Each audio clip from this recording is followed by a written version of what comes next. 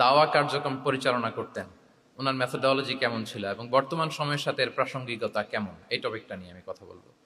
তার আগে আমি শুরুতে দাওয়া ইস্যু যখনই আমার সামনে আসে তখন যেই কথাটা আমি বলি বা শেয়ার করি সেটা হচ্ছে মানহাজুল ওয়াসাতিয়্যা, মানে the balanced approach of Islam, ইসলামের যে ভারসাম্যপূর্ণ নেচার, এটা নিয়ে আমি কথা বলি। এবং আমার আলোচনার শুরুতে আমি সূরাতুল বাকারার 143 নম্বর আয়াত তেলাওয়াত করেছি, যেখানে আল্লাহ তাআলা বলছেন ওয়াকাযালিকা জাআলনাকুম উম্মাতান ওয়াসাতা লিতাকুনু শুহাদা আলান নাস, অনুরূপভাবে আমি তোমাদেরকে মধ্যমপন্থী জাতি বানিয়েছি বা মধ্যমপন্থী জাতি হিসেবে আবির্ভূত করেছি। উম্মাতান ওয়াসাতা মানে উম্মাতান আদলান ওয়া খিয়ারা, শ্রেষ্ঠ জাতি, ন্যায়পরায়ণ জাতি, এবং যারা শ্রেষ্ঠ, যারা ন্যায়পরায়ণ, তারাই মূলত মধ্যমপন্থী জাতি। তো আল্লাহ তাআলা আমাদেরকে মধ্যমপন্থী জাতি বলেছেন। এই যে মধ্যম পন্থা আল ওয়াসাতিয়া, এটা ইসলামের অনেকগুলো অনন্য বৈশিষ্ট্যের মধ্যে থেকে একটি বৈশিষ্ট্য। বাট মাঝে মাঝে আমরা এই পন্থাটার কথা ভুলে যাই। ভুলে কি করি, অনেক সময় অনেক প্রান্তিক লেভেল থেকে কাজ করে ফেলি, চিন্তা করে ফেলি, অনেক সময় খুব বাড়াবাড়ি করে ফেলি, অনেক সময় ছাড়াছাড়ি করে ফেলি। বরং আমাদের থাকতে হবে মাঝামাঝি। তাহলে the first and foremost reminder today in this conference hall, যে আমরা বাড়াবাড়িও করব না, ছাড়াছাড়িও করব না, আমরা মাঝামাঝি থাকব। কোথায় থাকব? জি, মাঝামাঝি, আল ওয়াসাতিয়া, যেটা শ্রেষ্ঠ এবং যেই মেথোডলজির কথা কোরআন আমাদেরকে জানিয়েছে। আমি যদি এটাকে ইংরেজি করি ওয়াসাতিয়া, তাহলে ইংরেজি দাঁড়াবে এরকম যে the balanced nature of Islam, ইসলামের যেই ভারসাম্যপূর্ণ যে নেচার, এটার নাম হচ্ছে মূলত আল ওয়াসাতিয়া। আপনি যদি খেয়াল করে দেখেন যে কিভাবে আমরা অন্যান্য জাতিগোষ্ঠীর তুলনায় মধ্যমপন্থী জাতি, তাহলে দেখবেন যে আমরা যদি সাইয়েদনা ঈসা আলাইহিস সালামের ব্যাপারে কথা বলি, জেসাস ক্রাইস্টের ব্যাপারে, তাহলে দেখেন ওনার ব্যাপারে ইহুদি নাসারারা কেউ বাড়াবাড়ি করেছে, কেউ ছাড়াছাড়ি করেছে, আমরা একেবারে মিডল ওয়েতে আছি। যেমন ঈসা আলাইহিস সালামের ব্যাপারে খ্রিস্টানরা কি বলে জানেন? তারা বলে ঈসা আলাইহিস সালাম হচ্ছে আল্লাহর সন্তান। নাউযুবিল্লাহি মিন যালিক। Jesus Christ is the son of God, গডের সন্তান। তাহলে দেখেন কতটা বাড়াবাড়ি করলো, ঈসা আলাইহিস সালামকে উঠাতে উঠাতে খোদার আসনে নিয়ে বসালো। বাড়াবাড়ি হয়ে গেল না এটা? তাহলে একদল খুব বাড়াবাড়ি করলো। এবার যদি ইহুদিদের কথা চিন্তা করি, ইহুদিরা কি বলে? ইহুদিরা একেবারে উল্টো। তারা বলে ঈসা আলাইহিস সালাম হচ্ছে ইবনু জিনা, মানে জারদ সন্তান। নাউযুবিল্লাহ। দেখেন তাদের প্রত্যেকের আকীদা শোনা মাত্রই আপনাদেরকে বলা লাগতেছে না যে নাউযুবিল্লাহ বলেন, আপনারা স্বতঃস্ফূর্ত ভাবেই বলতেছেন নাউযুবিল্লাহ। তার মানে একদল বাড়াবাড়ি করলো, একদল ছাড়াছাড়ি।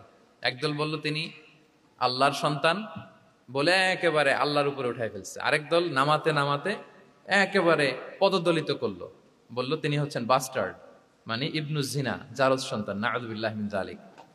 একদল নিয়ে গেল একেবারে উপরে, আরেক দল একেবারে নিচে। কিন্তু আমরা কি বলি দেখেন, আমরা বলি ঈসা আলাইহিস সালাম উনি হচ্ছেন আব্দুল্লাহি ওয়া রাসূলুহু, তিনি হচ্ছেন আল্লাহ তাআলার দাস বা বান্দা এবং আল্লাহর সম্মানিত রাসূল। দেখুন কতটা ব্যালেন্স এই আকীদা। আমরা আব্দুল্লাহ বলার মধ্য দিয়ে বেসিকলি নাসারাদেরকে রিফিউট করি, তাদের প্রতিবাদ করি আমরা যে তোমরা যে বলেছো আল্লাহ সন্তান না, ওইদিকে উঠানো যাবে না, নিচে নামায় নিয়ে আসো, উনি আব্দুল্লাহ, আল্লাহর দাস। আর রাসূলুহু, সম্মানিত রাসূল বলে আমরা বেসিকলি ইহুদিদেরকে রিফিউট করি, তাদের প্রতিবাদ করি। আমরা বলি যে না, তোমরা যে বলেছো উনি জারদ সন্তান না, ওনার সম্মানকে পদদলিত করা যাবে না, উপরে উঠাইতে হবে, উঠায়া রাসূল ও সম্মানিত রাসূল। তাহলে নাসারাদের আকীদা থেকে আমরা নিচে নেমে আসলাম, ইহুদিদের আকীদা থেকে আমরা উপরের দিকে গেলাম। ফলে এটা কি হলো? ব্যালেন্স হলো, ভারসাম্যপূর্ণ হলো, মধ্যম পন্থা হলো। তো আশা করি মধ্যম পন্থার উদাহরণটা বুঝতে পেরেছেন। আরেকটা ছোট্ট উদাহরণ দেই। আমাদের বোনদের যখন পিরিয়ড চলে তখন নাসারারা কি করে দেখেন, খ্রিস্টানরা তারা সবকিছু করে, কোনো বাজ বিচার রাখে না তখন, এমনকি ফিজিক্যাল ইন্টিমেসিতেও যায়। যখন আমাদের বোনদের পিরিয়ড চলে তখন তারা ফিজিক্যাল ইন্টিমেসিতেও যায়, কোনো বাজ বিচার নাই। এটা হচ্ছে নাসারাদের অবস্থান। আর ইহুদিদের কি অবস্থান? এরা এই 5 দিন 7 দিন আমাদের বোনদের যখন পিরিয়ড চলে তখন তারা তাদের স্ত্রীদেরকে ধরবে না, ছোবে না, স্পর্শ করবে না, একসাথে বসবেও না। তাদের ঘরে আলাদা একটা স্পেশাল রুম রাখে, ওই রুমের ভিতরে, ওই ঘরের ভিতরে তাদের 5 দিন 7 দিন ওইখানে কাটাইতে হয়। তোমরা আবার সুস্থ হলে তারপরে আসবে। দেখেন একদল খুব বাড়াবাড়ি করলো, আরেক দল ছাড়াছাড়ি করলো। কিন্তু আমাদের ইসলামে আমরা ব্যালেন্স, যে বোনদের যখন পিরিয়ড চলে হাজব্যান্ড ওয়াইফ তখন স্বাভাবিক মেলামেশা, কথাবার্তা, ঘরের টুকিটাকি কাজ সবই করতে পারবে, ইল্লাল জিমা, যেটা আমরা ফিজিক্যাল ইন্টিমেসি বলি, ওইটা ছাড়া আমরা সবই করতে পারবো। তাহলে দেখেন এই দুইটা উদাহরণ আমি সামনে আনলাম এজন্য যে এই যে মানহাজুল ওয়াসাতিয়াতি ওয়াল ইতিদাল, মধ্যম পন্থার কথা আমরা যেটা বলি, যেটাকে দিয়ে আল্লাহ তাআলা আমাদেরকে সম্মানিত করেছেন যে ওয়াকাযালিকা জাআলনাকুম উম্মাতান ওয়াসাতা, তোমাদেরকে আমি মধ্যমপন্থী জাতি বানিয়েছি, তোমাদের মধ্যে বাড়াবাড়িও থাকবে না, ছাড়াছাড়িও থাকবে না, বরং আমরা হব মধ্যমপন্থী। আমরা কি হব? কি হব? তো প্রিয় ভাইরা, প্রথম কথা হচ্ছে আপনি যখন দাওয়া বলবেন তখন আমাকে মধ্যম পন্থা বলতেই হবে। আমরা যখন ইসলাম শিখবো, শিখাবো, ইসলাম বুঝবো, বুঝাবো, এই সব ক্ষেত্রে আমাদেরকে মধ্যম পন্থা অবলম্বন করতে হবে। আমাদের খেয়াল রাখতে হবে আমরা যেন এক্সট্রিম লাইনে না যাই, আবার খুব এক্সট্রা লিবারেল যেন না হয়ে যায়, আমরা যেন মধ্যমপন্থী একটা অবস্থানে থাকি। এবং দাওয়া দেওয়ার ক্ষেত্রে এটাই বলা হয়েছে, আল্লাহ তাআলা বলছেন উদউ ইলা সাবিলি রাব্বিকা বিল হিকমাতি ওয়াল মাউইদাতিল হাসানাতি ওয়াজাদিলহুম বিল্লাতি হিয়া আহসান। নবী, আপনি লোকদেরকে আল্লাহর পথে ডাকুন, বিল হিকমা, প্রজ্ঞার সাথে, সুন্দর সুন্দর উপদেশ সহকারে, এবং কখনো তর্ক বিতর্কে জড়ানো লাগলে সেটা উত্তমভাবে আপনাকে জড়াতে হবে। তার মানে এই যে ইসলাম বোঝার ক্ষেত্রে, প্রচারের ক্ষেত্রে মধ্যম পন্থার নীতি যেটা, প্রজ্ঞা বা সুন্দর উপদেশমালা দিয়ে দাওয়াত দেওয়া, এটাও মূলত মধ্যম পন্থারই বহিঃপ্রকাশ। আমরা যখন কোনো দাওয়া কাজ করব, অলওয়েজ মাথায় রাখতে হবে যে আমি বাড়াবাড়ি যেন না করি, আমি আবার ছাড়াছাড়িও যেন না করি, আমি যেন মাঝামাঝি থাকি। তো এই যে দাওয়া আমরা দিচ্ছি, দাওয়াটা কি? বেসিক্যালি এটা হচ্ছে একটা কমিউনিকেশন, রাইট? এই যে আমি কথা বলতেছি, আপনারা শুনতেছেন, ইমাম সাহেব খুতবা দিচ্ছেন, আমরা সেটা শুনি, স্ট্রিট দাওয়া হয়, বিভিন্ন রকম দাওয়া এখন হচ্ছে, এগুলো basically communication. And this communication should be full of wisdom and beautiful advice. এটাই মূলত আল ওয়াসাতিয়া, মানহাজুল ওয়াসাতিয়া, মধ্যম পন্থা। আমি যে বিশ্ববিদ্যালয় থেকে ব্যাচেলর করেছি, ওই বিশ্ববিদ্যালয়ের একটা স্লোগান আছে, মানহাজুল ওয়াসাতিয়াতি ওয়াল ইতিদাল। ওনারা মধ্যম পন্থার কথা বলে। সো আমি যেহেতু এই বিশ্ববিদ্যালয় আল আজহারের গ্রাজুয়েট, আমি যেখানেই যাই একটু করে আমি এই আল ওয়াসাতিয়ার কথাটা বলি, প্রিয় ভাইরা। তো দাওয়া যেহেতু কমিউনিকেশন, আমরা ওরাল দাওয়া দিয়ে থাকি, কিন্তু বেসিকলি ওরাল দাওয়ার চেয়ে যেটা প্র্যাকটিক্যাল দাওয়া, থিওরিটিক্যাল দাওয়ার চেয়ে প্র্যাকটিক্যাল দাওয়াটা এটা বেশি ইফেক্টিভ, বেশি প্রোডাক্টিভ। আমরা যখন তাফসির মাহফিল করি, আমরা খুতবা দেই, আলোচনা করি, এটা থেকে তো মানুষ শিখে, কিন্তু আমি যদি আমার আচরণ দিয়ে কোনো একটা মেসেজ দিতে পারি, ওইটা মানুষের হৃদয়ে বেশি দাগ কাটে, বেশি মনে থাকে, খুব বেশি মনে থাকবে। এটার সুযোগ আপনাদের বেশি। যেমন আমি যদি একটা কোরআনের আয়াতের কথা বলি, এটার খুব একটা মূল্যায়ন নাই, কারণ উনি হুজুর মানুষ, উনি তো কোরআনই বলবে। কিন্তু একজন ডক্টর যখন কোরআনের আয়াত বলে, তখন বলে দেখছো মাশাআল্লাহ, একজন ডক্টর, সে চিকিৎসা বিজ্ঞানে এত বড় এক্সপার্টিজের পর আবার কোরআনও জানে। ওই কথা কিন্তু আমিও বলছি, আমার দাম নাই, কিন্তু আপনাদেরকে কত সম্মানের চোখে দেখা হচ্ছে। আবার দেখেন, 5 ওয়াক্ত সালাত আদায় করা জামাতের সাথে, ফরজ সালাতগুলো, এটা তো মানে করতেই হবে, কম্পালসারি।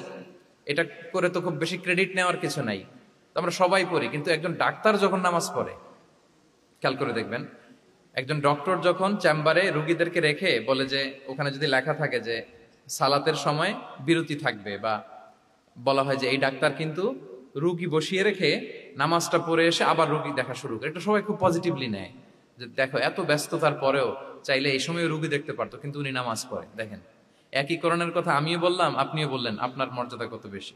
আমিও জামাতে নামাজ পড়ি, ইমামতি করাই, আর আপনি যে একটু তাড়াতাড়ি করে নামাজটা পড়ে চলে আসেন, এটাতে আপনার এপ্রিসিয়েশন কত বেশি। তো এভাবে আপনাদের কিন্তু দাওয়া কাজ করার সুযোগ অনেক বেশি, কারণ এটা অনেক মানে নোবেল একটা প্রফেশন, মহৎ পেশা। আপনারা জনগণকে সরাসরি সেবা দেওয়ার যে ব্যাপারটা, এটার সুযোগ আছে। যুদ্ধ বিধ্বস্ত আপনি আহতদেরকে সেবা দিতে পারেন, আগুনে পোড়া রোগীদেরকে সেবা দিতে পারেন, দুরারোগ্য ব্যাধি, তার আর যাওয়ার জায়গা নেই, আপনি সেবা দিতে পারতেছেন। যে কোনো রোগ বালাই, যে কোনো পরিস্থিতিতে যখন একজন মানুষ অসুস্থ হয়, তখন আপনি সেবা দিচ্ছেন, তখন তার মনটা কিন্তু খুব নরম থাকে, তার মধ্যে একটা অসহায়ত্ব কাজ করে। ওই একটা অসহায় মানুষ, তার মনটা খুব নরম, ওই রকম একটা সিচুয়েশনে তারা আপনাদের দ্বারস্থ হয়। ফলে আপনাদের কিন্তু দাওয়া কাজ করার সুযোগ অনেক বেশি, এবং সেক্ষেত্রে ওরাল দাওয়ার চেয়ে আপনার যে প্র্যাকটিক্যাল দাওয়া, এটার ইফেক্ট অনেক বেশি।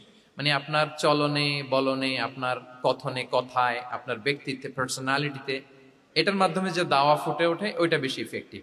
নিজের আচরণ দিয়ে যে মেসেজটা দেওয়া যায়, এটা সবচেয়ে ইফেক্টিভ।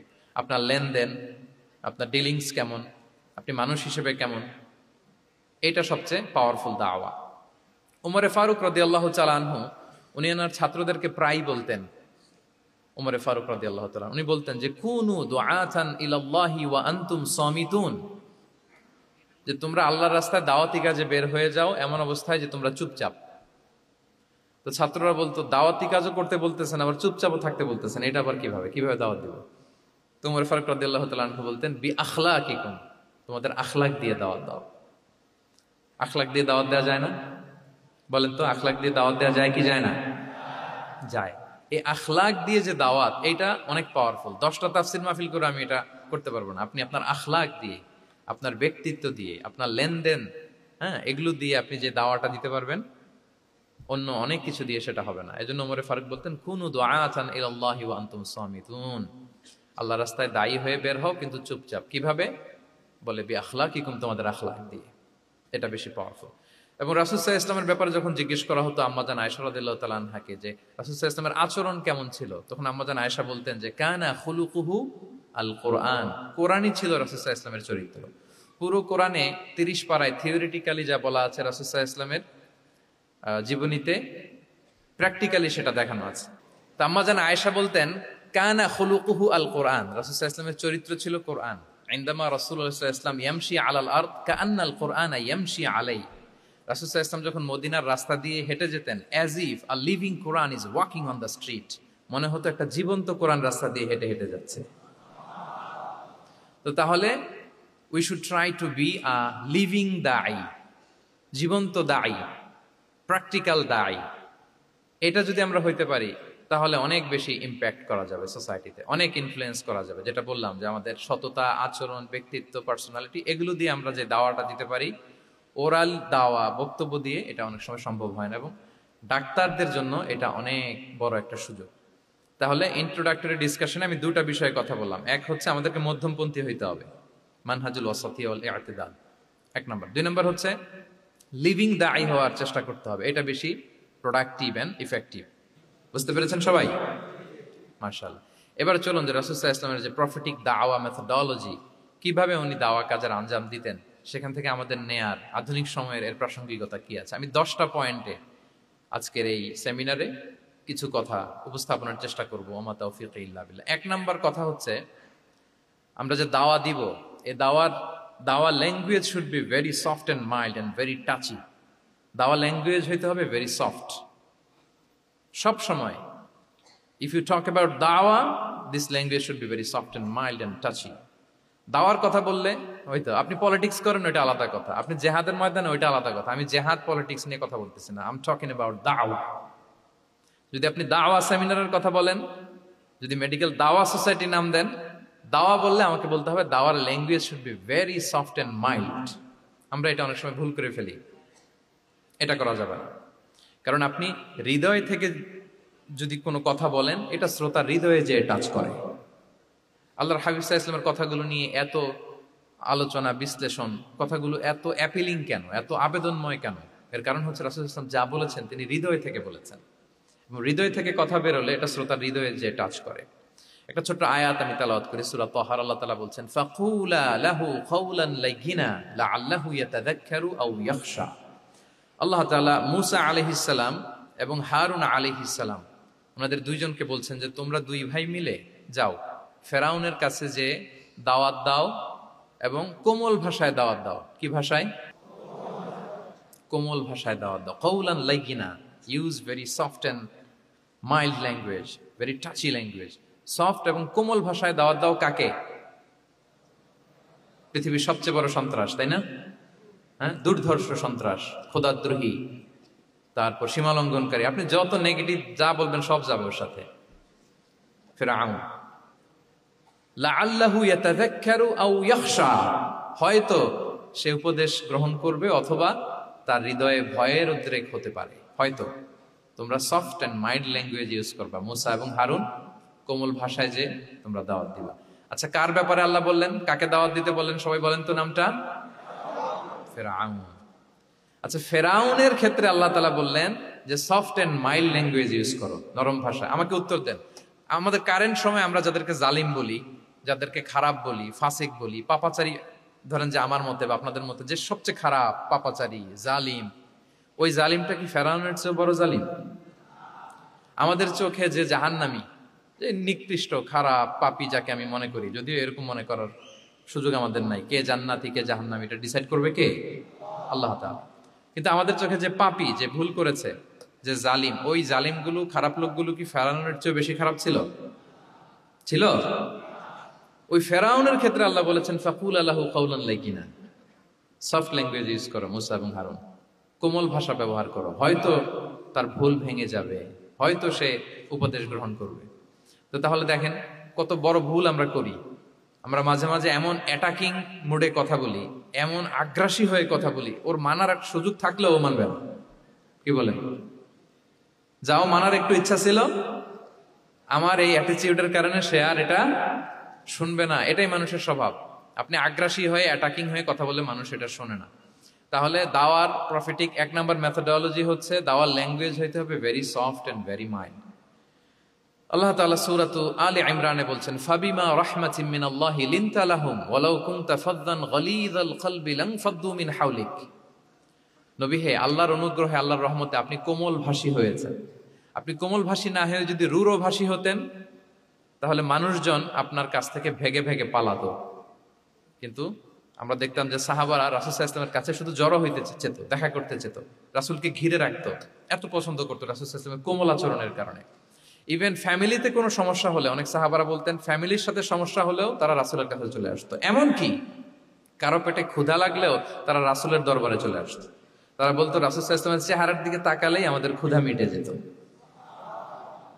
কি কোমল ভাষী ছিলেন, কত সুন্দর সফট ল্যাঙ্গুয়েজ রাসূল সাল্লাল্লাহু আলাইহি ওয়াসাল্লাম ইউজ করেছেন।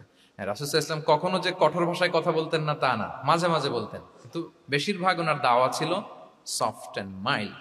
মাঝে মাঝে প্রেক্ষাপটের আলোকে রাসূল সাল্লাল্লাহু আলাইহি ওয়াসাল্লাম অনেক সময় তেজস্বী জ্বালাময়ী ভাষণ দিতেন, মনে হতো ব্যাটালিয়নকে কমান্ড করছেন। এটা মাঝে মাঝে চেহারা লাল হয়ে যেত, গড়গড় করতেন যুদ্ধের আগে। কিন্তু রেগুলার বেসিসে রাসূল সাল্লাল্লাহু আলাইহি ওয়াসাল্লাম খুব কোমল ভাষায় কথা বলতেন।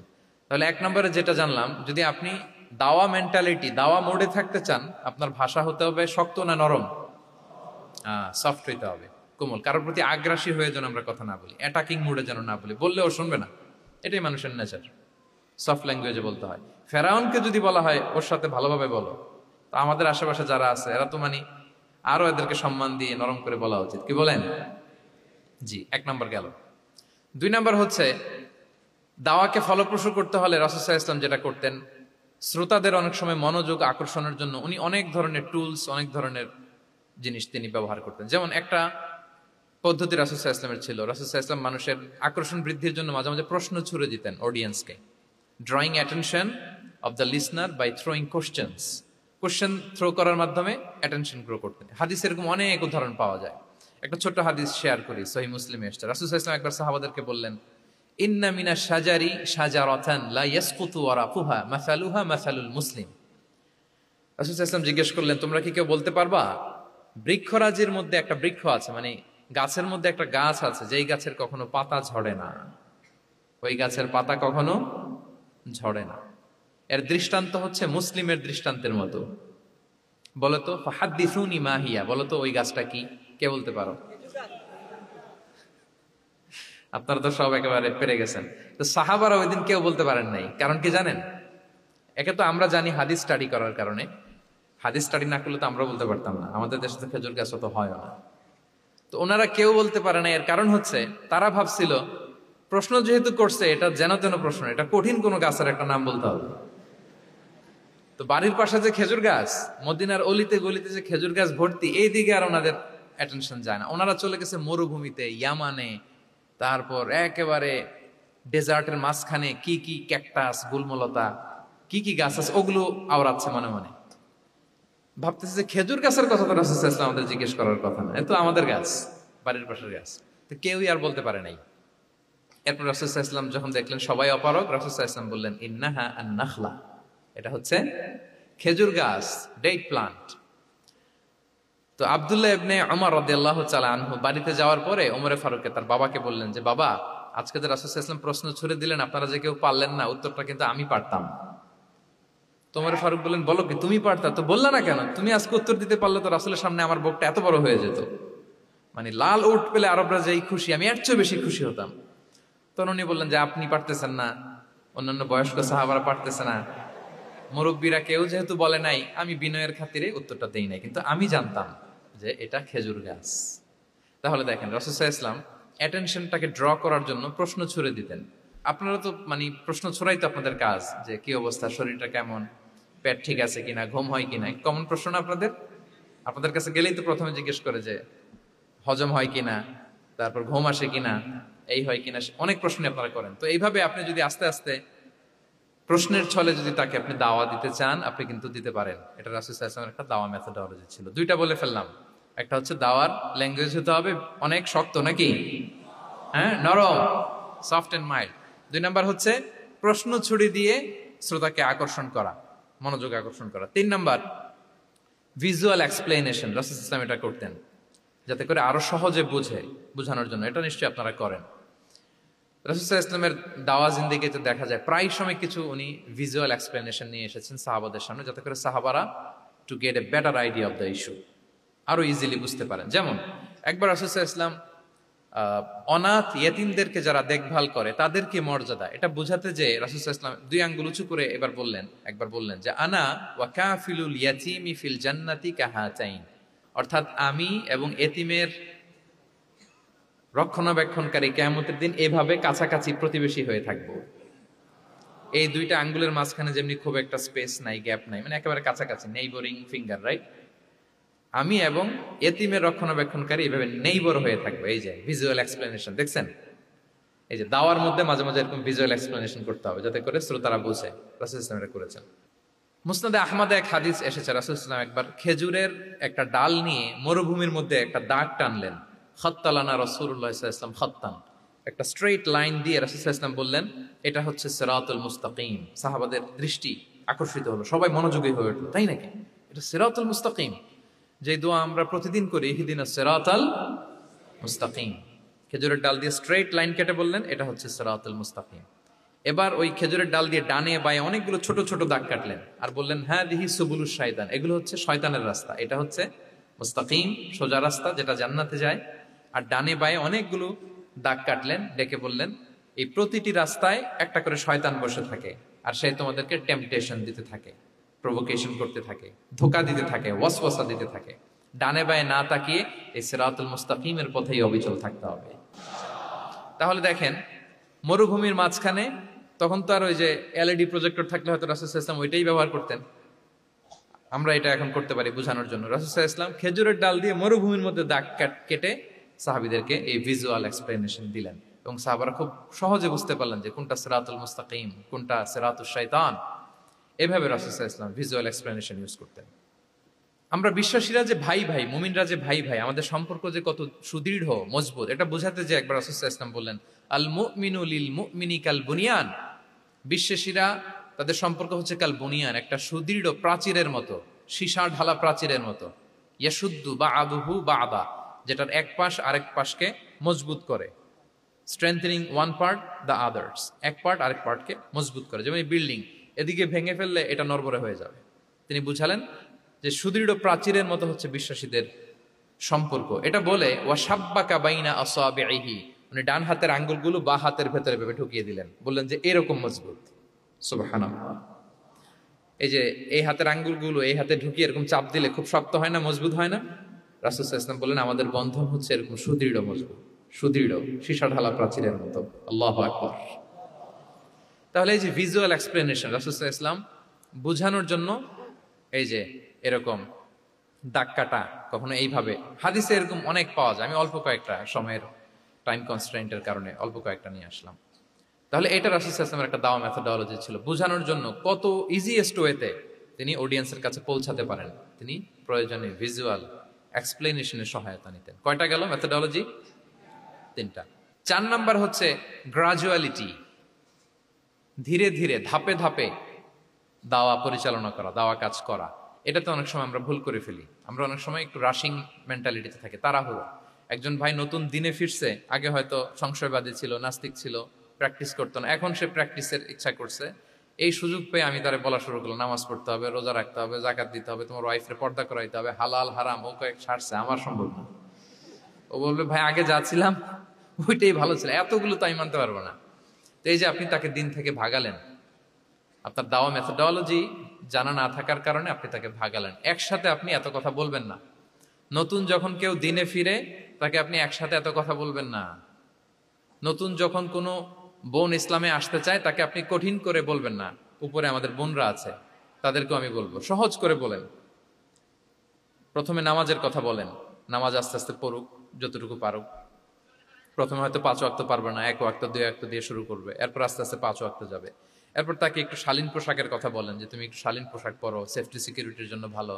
সেটাতে অভ্যস্ত হলে তাকে হেজাবের দাওয়াত দিবেন আপনি, হেজাবে অভ্যস্ত হলে নেকাবের দাওয়াত দিবেন আপনি। এইভাবে গ্রাজুয়ালিটি, ধাপে ধাপে, একসাথেই কঠিন করে দিনকে উপস্থাপন করা যাবে না। দাওয়া is a gradual process, gradually যাইতে হবে। Beginning with the most important issue first, তারপর যেটা ইম্পর্টেন্ট, তারপর যেটা ইম্পর্টেন্ট, ধাপে ধাপে আপনি তাকে বলবেন।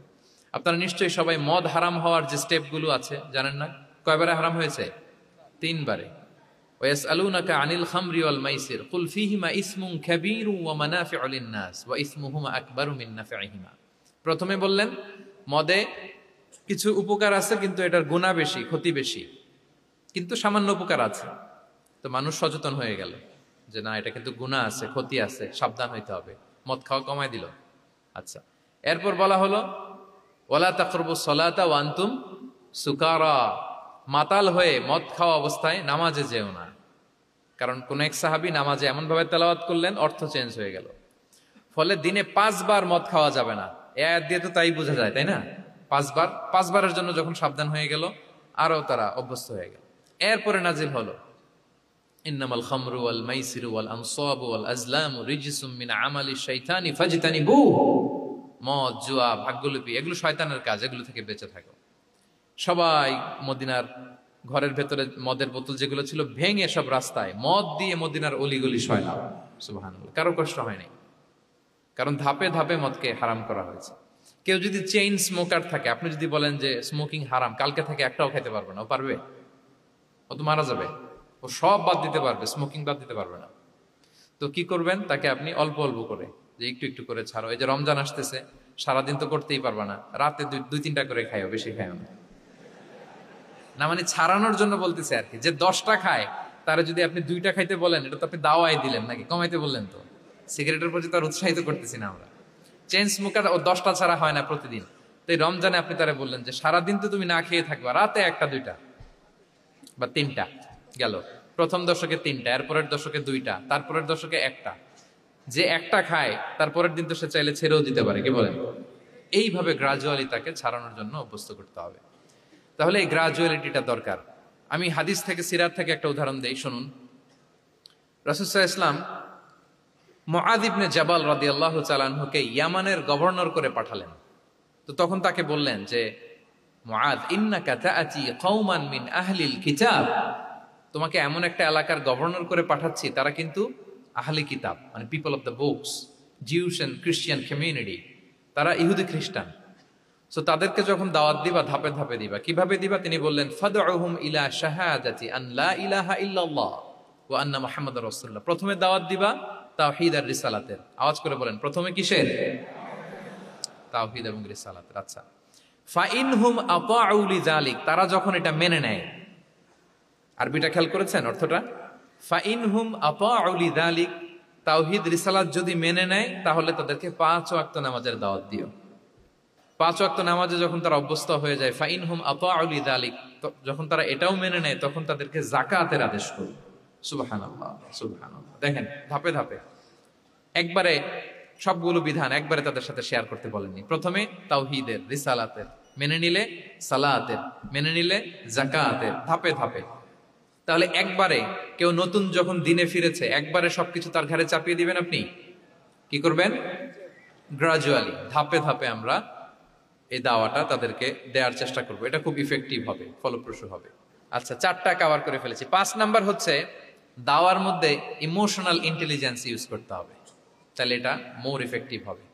মানে আপনি মানুষের আবেগ অনুভূতি নাড়িয়ে দিয়ে যদি দাওয়া দিতে পারেন, এটা তার শুদ্ধাচারের জন্য অনেক কাজে দেবে। ইমোশনাল ইন্টেলিজেন্স মানে তার আবেগ, ইমোশনকে আপনি ট্রিগার আপ করবেন, ওইটাতে আপনি টাচ করবেন, তাহলে দেখবেন যে সে একেবারে কাবু হয়ে গেছে। এটা রাসূল সাল্লাল্লাহু আলাইহি ওয়াসাল্লামের সিরাতে আমরা অনেক সময় দেখেছি যে ইমোশনাল ইন্টেলিজেন্সকে কাজে লাগিয়ে রাসূল সাল্লাল্লাহু আলাইহি ওয়াসাল্লাম তার আবেগ অনুভূতিতে এমন ভাবে নাড়া দিয়েছেন, তাকে আল্লাহ তাআলা হেদায়েতের রাস্তায় নিয়ে এসেছে। সুবহানাল্লাহ। একটা ছোট্ট উদাহরণ দেই, মুসনাদে আহমদ ইবনে হাম্বলের হাদিস, কিভাবে ইমোশনাল ইন্টেলিজেন্স রাসূল সাল্লাল্লাহু আলাইহি ওয়াসাল্লাম ইউজ করতেন, আবেগ অনুভূতিকে কিভাবে নাড়া দিতেন রাসূল সাল্লাল্লাহু আলাইহি ওয়াসাল্লাম। এক যুবক এসে সাহাবাদের সামনে রাসূল সাল্লাল্লাহু আলাইহি ওয়াসাল্লামকে বললেন, ইয়া রাসূলুল্লাহ ইযান লি বিজিনা, হে আল্লাহর রাসূল আপনি আমাকে জিনার অনুমতি দেন। নাউযুবিল্লাহ। কিসের? জিনার, মানে ব্যভিচারের অনুমতি দেন। ব্যভিচার বা জিনার অনুমতি দেন। আশেপাশের সাহাবারা তো রেগে মেগে আগুন। ফাআকবাল আল কওমু আলাইহি ফাজাজারু, সবাই তাকে দৌড়ে ধরতে গেল আর ধমকাতে লাগলো, ছি ছি ছি, মাহ মাহ। আমরা যেটা বাংলায় বলি ছি ছি, আরবিতে ওনারা কি বলে? মাহ মাহ, ছি ছি। কি বলো তুমি? লজ্জা শরমের মাথা খেয়ে তুমি রাসূলুল্লাহর দরবারে এসে বলতেছো, হে আল্লাহর রাসূল আপনি জিনার অনুমতি দেন। যে রাসূল আল্লাহর পক্ষ থেকে বাণী শোনায়, ওয়ালা তাকরাবুজ জিনা, তোমরা ব্যভিচারের নিকটবর্তীও হয়ো না, আর তুমি সেই নবীর কাছে এসে আবদার করতেছো জিনার অনুমতি দেন। তারা যখন তেরে আসলো এই যুবকের দিকে, রাসূল সাল্লাল্লাহু আলাইহি ওয়াসাল্লাম তাদেরকে থামালেন, বললেন যে তোমরা থামো, যুবককে ডেকে আনো আমার কাছে। যুবককে নিয়ে আসা হলো। রাসূল সাল্লাল্লাহু আলাইহি ওয়াসাল্লাম তাকে পরম আদরে কাছে টেনে নিলেন। এবার তাকে জিজ্ঞেস করলেন, তুমি জিনার অনুমতি চাও না? বলে যে ইয়া রাসূলুল্লাহ, জি জিনার অনুমতি চাই। তখন রাসূল সাল্লাল্লাহু আলাইহি ওয়াসাল্লাম বললেন, তুমি আমাকে উত্তর দাও তো, তুমি বলো তো যে আতুহিব্বুহু লি উম্মিক, তুমি কি পছন্দ করবে যে কোনো পরপুরুষ তোমার মায়ের সাথে এই জিনাটা করুক? তোমার এটা ভালো লাগবে? সে বলে লা ইয়া রাসূলুল্লাহ, না কখনো না, আমার মায়ের সাথে কেউ এই পাপাচারে লিপ্ত হবে এটা কোনো মানুষ মেনে নেবে না। আমি কেন, কেউ মেনে নেবে না। তারপর রাসূল সাল্লাল্লাহু আলাইহি ওয়াসাল্লাম তাকে বললেন, আতুহিব্বুহু লিবনাতিক, তুমি তোমার কলিজার টুকরা সন্তান, কন্যা সন্তানের সাথে, তোমার কন্যার সাথে কেউ এই পাপ কাজটা করুক, এটা তুমি মেনে নিবে? এটা তুমি পছন্দ করো? সে বলল লা ইয়া রাসূলুল্লাহ, হে আল্লাহর রাসূল কখনো কালেও না, কখনো মানবো না, আমার মেয়ের সাথে কেউ এই কাজ করবে আমি কখনো মানবো না। রাসূল সাল্লাল্লাহু আলাইহি ওয়াসাল্লাম আবার তাকে প্রশ্নবাণে জর্জরিত করতে লাগলেন, আবার বললেন, আতুহিব্বুহু লি উখতিক, তুমি কি তোমার প্রিয় বোনের সাথে কেউ এটা করুক, এই পাপাচারে লিপ্ত হোক, জিনা করুক, পছন্দ করবে? তোমার বোনকে কেউ এরকম করবে, অপমান করবে, এটা চাইবে তুমি? বলে কখনো না, লা ইয়া রাসূলুল্লাহ, কখনো না, কেউই তো পছন্দ করবে না এটা। তখন রাসূল সাল্লাল্লাহু আলাইহি ওয়াসাল্লাম বললেন, তুমি যার সাথে জিনার অনুমতি চাইছো সে তো কারো না কারো মা, কারো না কারো মেয়ে, কারো না কারো বোন, তুমি এভাবে কেন ভাবতে পারো না? সুবহানাল্লাহ বিহামদি। এই কথা বলার পরে তো সে একেবারে ইমোশনালি এমন ড্যামেজ হয়েছে, লজ্জায় কাচুমাচু হয়ে মাথা নিচু করে দাঁড়ায়ছে। তখন রাসূল ইসলাম তার পিঠে একটা আলতো চাপড় মারলেন, পরম মমতায় আলতো চাপড় দিয়ে তার জন্য দোয়া করলেন, আল্লাহুম্মা গফির যামবাহ ওয়া তাহহির কলবাহ ওয়া হাসসিন ফারজাহ, আল্লাহ তুমি এই যুবকের পাপ মোচন করো, আল্লাহ তুমি তার অন্তরটাকে পরিশুদ্ধ করো, আল্লাহ তুমি তার চরিত্রটাকে নিষ্কলুষ করো। এই হাদিসের রাবি উনি বলতেছেন, ফালাম ইয়াকুন বা'দা যালিকাল ফাতা ইয়ালতাফিতু ইলা শাই, ওই দিনের পর থেকে এই যুবক কখনো কোনো পরনারীর দিকে রাস্তায় তাকায় নাই। এই ইমোশনালি যখন তাকে দুর্বল করা হলো, তাকে যখন এইভাবে রাসূল সাল্লাল্লাহু আলাইহি ওয়াসাল্লাম প্রেজেন্টেশন করলেন, হাদিসের বর্ণনাকারী বলেন এরপরে আমরা কোনোদিন তাকে পরনারীর দিকে তাকাতে দেখি নাই। তার হৃদয়টাকে আল্লাহ তাআলা পরিশুদ্ধ করে দিলেন। রাসূল সাল্লাল্লাহু আলাইহি ওয়াসাল্লাম ওয়ায়ুযাক্কিহিম, কিভাবে মানুষকে পরিশুদ্ধ করতে দেখেন, কিভাবে তার আবেগ অনুভূতিকে নাড়িয়ে তার চিন্তার জগতে আলোড়ন সৃষ্টি করে তাকে এমন ভাবে কাবু করলেন যে রাসূল সাল্লাল্লাহু আলাইহি ওয়াসাল্লাম যেই দিকে তাকে গাইড করতেছে এখন সে সেদিকেই যেতে বাধ্য। সো এইটা আমাদেরকে করতে হবে, ইমোশনাল ইন্টেলিজেন্স কাজে লাগিয়ে মানুষের আবেগ অনুভূতিতে নাড়া দিয়ে যদি আপনি তাকে কোনো কথা, কোনো বার্তা, কোনো নাসিহাত করেন, তখন সেটা সে শোনে। এমন শুনে এমন ভাবে সে হেদায়েতের পথে আসে যেটা আমরা কল্পনাও করতে পারি না। তাহলে এটা যেন আমরা করি, এটা খুবই প্রোডাক্টিভ, এটা খুবই ইফেক্টিভ, এটা খুবই ফ্রুটফুল, কাজে দেয় মানুষকে ইমোশনালি তাকে দেওয়া। এই পয়েন্টটা বুঝতে পেরেছেন তো সবাই, না? আলহামদুলিল্লাহ। 6 নাম্বার মেথোডোলজি হচ্ছে দাওয়া should be full of love. দাওয়া বললে এটার সাথে লাভ থাকতে হবে, লাভ, ভালোবাসা। যদি আপনি দাওয়া বলেন এখানে লাভ থাকতে হবে, ইট কামস উইথ লাভ, ভালোবাসা। ভালোবাসা দিয়ে আপনি মানুষের হৃদয় জয় করতে হবে। আমরা দায়ীরা অনেক সময় বেশি জাজমেন্টাল হয়ে যাই। আরব শায়েকরা বলে যে নাহনু দুআত লাসনা কুদাত, আমরা দায়ী, আমরা জাজ নই, উই আর নট জাজেস। আমাদের অনেক দায়ীরা আমরা ভুল করে ফেলি, আমরা বলি যে ও খারাপ, ও এটা, ও জাহান্নামী, ও খারিজ, এরকম আমরা সবাইকে নাকচ করি। মনে হয় যেন সবাইরে জাহান্নামে পাঠাই, আমি একা জান্নাতে যেতে পারলেই সফল। আচ্ছা বলেন তো, সব গেল জাহান্নামে, আপনি একা শুধু জান্নাতে, ভাল লাগবে আপনার? এই যে আজকে আমরা এখানে সবাই ছাত্র, শিক্ষক, ডিস্টিংগুইশ গেস্টরা, উপরে আমাদের বোনরা, কত ভালো লাগতেছে না? ধরেন যে 2500 সিটিং ক্যাপাসিটির এই চীন মৈত্রী সম্মেলন কেন্দ্রে কেউ নাই, শুধু আপনি একা। এই বিশাল হল রুমে কেউ নাই, আপনি একা। ভাল লাগবে? তো সবাইকে জাহান্নামে পাঠিয়ে শুধু আমি জান্নাতে গেলে এটা আমার ভাল লাগবে না ওই জান্নাতে। আমরা কিভাবে আমাদের জান্নাতের দলকে ভারী করতে পারি, এই চেষ্টাটা আমাদের বেশি বেশি করতে হবে, কি বলেন? তাহলে দাওয়া should be full of love, কারণ ভালোবাসা দিয়ে যা জয় করা যায়, কঠোরতা দিয়ে তা পারা যায় না। ভালোবাসা দিয়ে আপনি যেটা করতে পারবেন, কঠোরতা দিয়ে কখনো সেটা করতে পারবেন। আসুন আমরা হাদিস থেকে শুনি, সিরাত থেকে শুনি।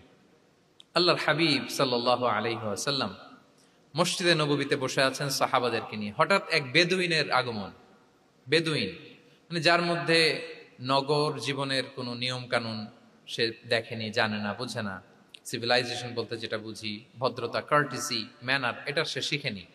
এরকম এক বেদুইন অনেক দূর পল্লী থেকে মদিনার মসজিদে নববীতে এসেছে, কিন্তু সে ইসলাম ধর্ম গ্রহণ করেছে, মুসলিম। তো মসজিদে ঢুকে সে 2 রাকাত নামাজ পড়তেছে। এসে যে রাসূলকে সালাম দিবে, কথা, ওই কার্টিসিটাও নাই। রাসূল সাল্লাল্লাহু আলাইহি ওয়াসাল্লাম বসা ওইদিকে সাহাবাদের নিয়ে, সে তার মতো এসে এক জায়গায় মসজিদের সাথে তার উট বেঁধে সে 2 রাকাত নামাজ পড়ে দোয়া করতেছে আল্লাহর কাছে। কি দোয়া জানেন? দোয়ার মধ্যেও কাটিসি নাই। দোয়াতে বলে, ইয়া আল্লাহ, আল্লাহুম্মা আরহামনি ওয়ারহাম মুহাম্মাদা ওয়ালা তারহাম মা'ানা আহাদা। মানে আল্লাহ, তুমি শুধু আমারে রহম করো আর মুহাম্মদ সাল্লাল্লাহু আলাইহি ওয়াসাল্লামের রহম করো, আমাদের সাথে আর কাউরে রহম করো না তুমি। বেদুইন, তার মধ্যে আদাবু দোয়া, দোয়ার যে একটা এটিকেটস আছে, এটা তো তার জানা নাই। দোয়ায় অন্যদের জন্য দোয়া করলে যে নিজের লাভ, এটা সে জানতো না। আমি যদি বলি যে আল্লাহ এই ভাইদেরকে তুমি কবুল করো, তখন ফেরেশতারা বলে আল্লাহ যিনি দোয়া করতেছে আগে তাকে তুমি কবুল করো। কেউ অসুস্থ, আমি যদি বলি আল্লাহ আমার এই ভাইকে তুমি সুস্থ করো, আল্লাহর ফেরেশতারা বলে আল্লাহ যিনি দোয়া করলেন আগে তার রোগ বালাই থাকলে আগে তাকে সুস্থ করো। এই যে দোয়ার এটিকেটস, আদাব ও দোয়া, এটা সে জানতো না। সে দোয়া করতেছে আল্লাহুম্মা আরহামনি ওয়ারহাম মুহাম্মাদা ওয়ালা তারহাম মা'ানা আহাদা, শুধু আমারে রহম করো, মুহাম্মদ সাল্লাল্লাহু আলাইহি ওয়াসাল্লাম রহম করো, আর কাউরে না। তো রাসূল সাল্লাল্লাহু আলাইহি ওয়াসাল্লাম দূর থেকে দেখতেছেন এই দোয়া আর বলতেছেন যে হায় রে, একটা প্রশস্ত জিনিসকে সে সংকীর্ণ বানায় ফেললো। আল্লাহর কাছে কি রহমের কোনো কমতি বা ঘাটতি আছে? নাই। সে তো দোয়াতে সবাইকে ইনক্লুড করতে পারতো। তো রাহমাতাল লিল আলামিন আল্লাহর হাবিব সাল্লাল্লাহু আলাইহি ওয়াসাল্লাম তিনি বুঝতে পেরেছেন যে এই লোকটা আসলে বেদুইন, তার মধ্যে ওই কার্টিসি নাই। তো তিনি ফলো করতে লাগলেন যে দেখি লোকটা কি করে। তো লোকটা দোয়া টোয়া করেই এবার যে মসজিদের এক কর্নারে বসে ওখানেই পেশাব করা শুরু করলো। মানে কোনো কার্টিসি, নিয়ম, ভদ্রতা তার জানা নাই। তো তাকে পেশাব করতে দেখে বাকি লোকেরা তো তাকে ধরতে গেল, মারতে গেল। রাসূল সাল্লাল্লাহু আলাইহি ওয়াসাল্লাম বললেন, দাউ, রাখো রাখো, আরে থামো থামো, ওকে কাজ সারতে দাও, ওকে ওর কাজ সারতে দাও। কারণ আপনারা এটা ভালো জানেন যে ওয়াশরুম সারা অবস্থায় যদি কেউ বাইরে থেকে জোরে ডাক দেয় তাহলে অবস্থা খারাপ আছে, ঠিক কিনা বলেন? কেউ টয়লেট সারতেছে ওয়াশরুমে, তখন যদি আপনি জোরে নক করেন এটা তার ক্ষতি হয়, কারণ আগে তাকে ওইটা পাস করতে হবে স্মুথলি। এটাও একটা এটিকেট যে কেউ ওয়াশরুমে গেল, আমাকেও যেতে হবে, তো আমি যে বারবার ডিস্টার্ব না করে ওখানে একটু পায়চারা করতে পারি, একটু হালকা মৃদু শব্দে কাশে দিতে পারি, বা আমি যে বাইরে আছি, সামওয়ান ইজ ওয়েটিং আউটসাইড, এটা তাকে বুঝাতে পারি। কিন্তু অনেকে যে কি করে, ধাম ধাম করার যখন শুরু করে ওই বেচারার তো অবস্থা টাইট। এটা যেন আমরা না করি, এই শিক্ষাটা কিন্তু এই হাদিস থেকে পাই। রাসূল সাল্লাল্লাহু আলাইহি ওয়াসাল্লাম বললেন, দাউ দাউ, রাখো রাখো, আরে ছাড়ো ছাড়ো, ও তো এখন করতেছে, ইউরিন পাস করতেছে, রাখো, ওটাও সারুক, আগে সারুক, আমরা পরে ডিল করি। তো সবাইকে তিনি থামালেন, ও সারলো। এবার রাসূল সাল্লাল্লাহু আলাইহি ওয়াসাল্লাম বললেন, এবার তোমরা যে ওয়া হারিকু আলা বাউলিহি সাজলান মিন মা, যেহেতু মসজিদে নববীর ফ্লোর ছিল বালুর ফ্লোর, শুকিয়ে যাবে, বললেন যে ওর পেশাব করা জায়গার উপর 1 বালতি পানি ঢেলে দাও। সাহাবারা দিল। আর এই বেদুইন লোককে রাসূল সাল্লাল্লাহু আলাইহি ওয়াসাল্লাম কাছে টেনে নিলেন, যে তাকে খুব ভালোবাসা দিয়ে বললেন, কি অবস্থা তোমার, কোত্থেকে আসছো, সব খোঁজ খবর নিয়ে বললেন যে তুমি যে এইখানে নামাজ পড়লা, এরপরে আবার এই কাজটা সারলা, তুমি কি জানো এইখানে আল্লাহর জিকির করা হয়, এটা আমাদের ইবাদতগাহ, এখানে আমরা রবের জিকির করি, তার কাছে ফরিয়াদ করি, সবাই মিলে এই কমিউনিটির সবাই এখানে আসে, এই কমিউনিটির, মদিনার কমিউনিটির সবাই মিলে, নারী পুরুষ নির্বিশেষে আমরা এসে এখানে আল্লাহর কাছে ফরিয়াদ করি, দোয়া করি, ইবাদত করি, কোরআন তেলাওয়াত করি, এটা আমাদের ইবাদতগাহ। এইখানে কি এমন কাজটা করা তোমার ঠিক হলো?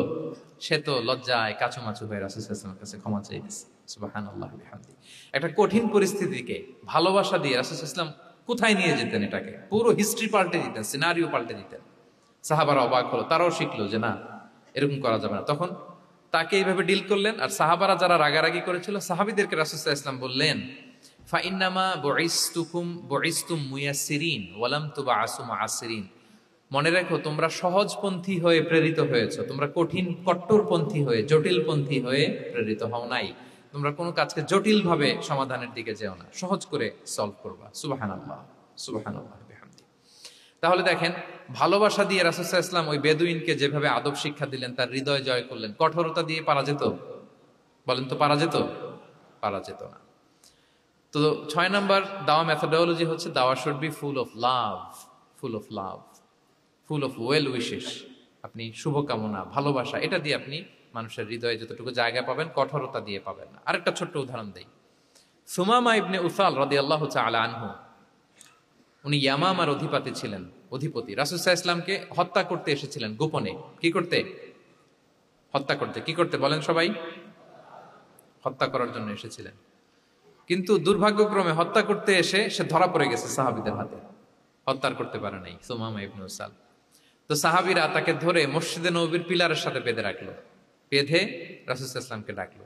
তারা বলল, যে ইয়া রাসূলুল্লাহ, দেখেন ইয়ামামা থেকে আসছে সুমামা ইবনে উসাল আপনাকে হত্যা করবার জন্য, তাকে আমরা ধরে ফেলেছি, আমরা বেঁধে রেখেছি। রাসূল সাল্লাল্লাহু আলাইহি ওয়াসাল্লাম তার কাছে যে তার খোঁজ খবর নিলেন প্রথম দিন, এবং তার সামনে যথারীতি তাওহীদ এবং রিসালার দাওয়াত দিলেন।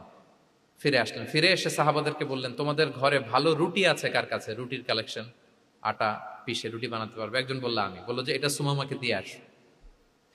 তো দিয়ে আসলো। আরেকজন বললো ভালো তাজা খেজুর আছে কার কাছে? এক সাহাবী বললেন আমার কাছে। রাসূল ইসলাম বললেন যাও, এটা সুমামাকে দিয়ে আস। দিয়ে আসলেন।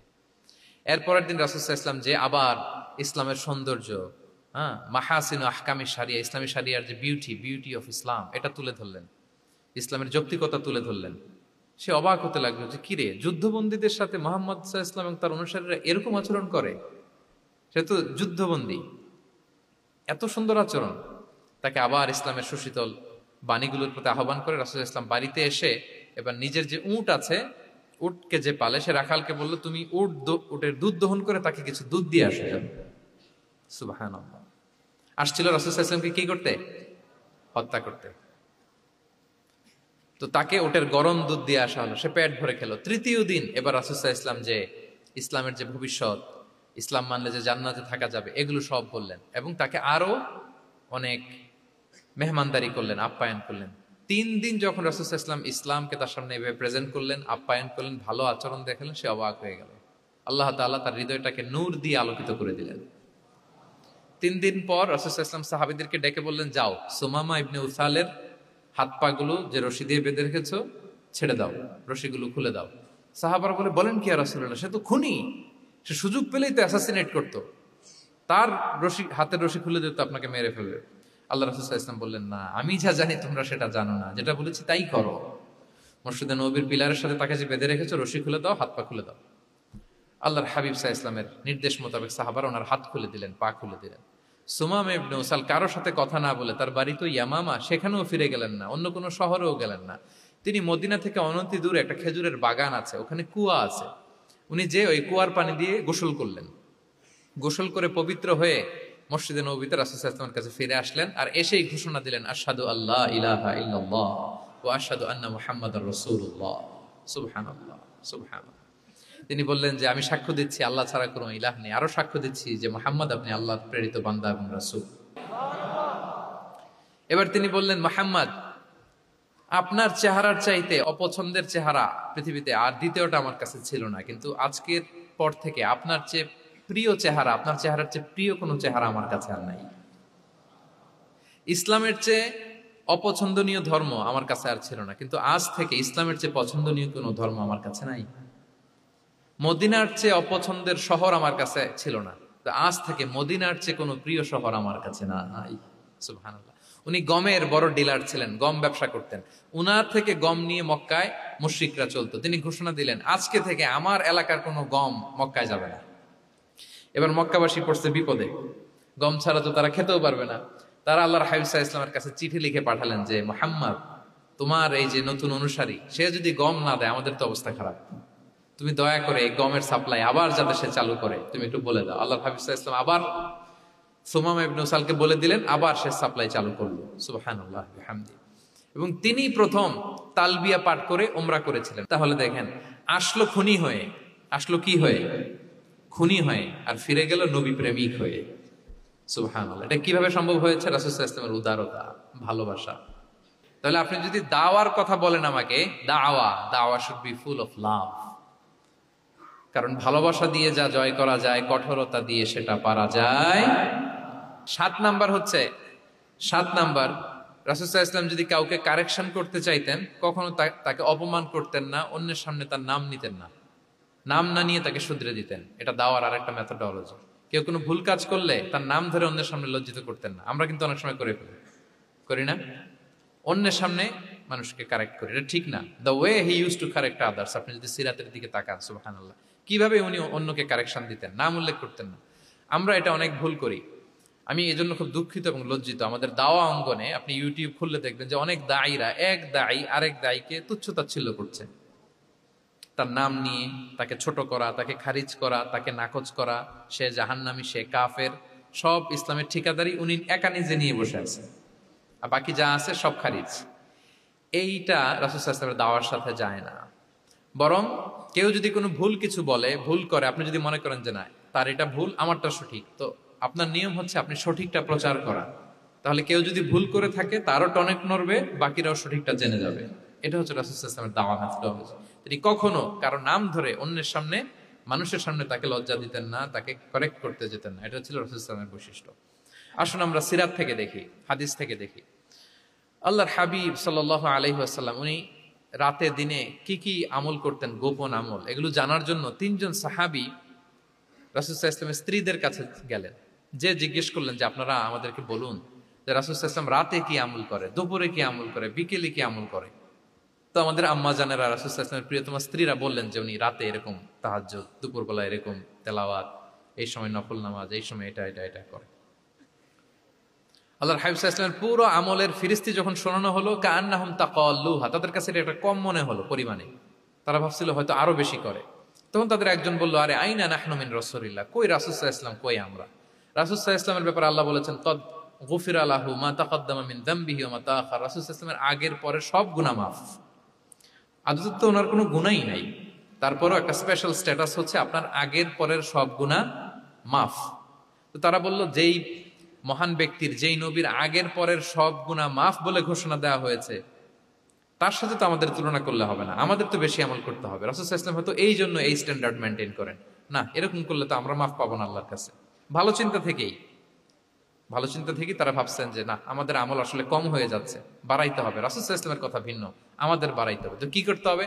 একজন বলল, আজকে থেকে আমি সারা রাত নফল নামাজ পড়বো, সারা রাত ঘুমাবো না। নিয়ত করে ফেলছে আমি সারা রাত নফল নামাজ, এশার পর থেকে যে নফল শুরু হবে ফজর পর্যন্ত, ঘুমটম নাই। আচ্ছা, গেল। আরেকজন বলল, আমি সারা বছর রোজা রাখবো, কালকে থেকে যে রোজা ধরবো আর ভাঙবো না, সারা বছর। আচ্ছা। আরেকজন বলল, আমার কয়েকজন স্ত্রী আছে, আমি আর স্ত্রীদের কাছে যাব না, আমি এখন থেকে সন্ন্যাসী, বৈরাগী জীবন যাপন করব, আমি আর কোনো নারীর কাছে যাচ্ছি না। তো এই ঘোষণা যখন তারা দিয়ে ফেলছে, এটা রাসূল সাল্লাল্লাহু আলাইহি ওয়াসাল্লামের কান পর্যন্ত যেয়ে পৌঁছালো। আল্লাহর হাবিব সাল্লাল্লাহু আলাইহি ওয়াসাল্লাম এটা শুনে ফেললেন। শুনে রাসূল সাল্লাল্লাহু আলাইহি ওয়াসাল্লাম এটা অপছন্দ করলেন, কারণ এটা তো রাইট ট্র্যাক না, ওনারা ভুল করতেছে। তো একটা ভরা মজলিসে রাসূল সাল্লাল্লাহু আলাইহি ওয়াসাল্লাম বললেন, আনতুমুল্লাযীনা কুলতুম কাযা ওয়া কাযা, শুনলাম তোমাদের মধ্যে কে কে নাকি এমন এমন বলছো। সুবহানাল্লাহ।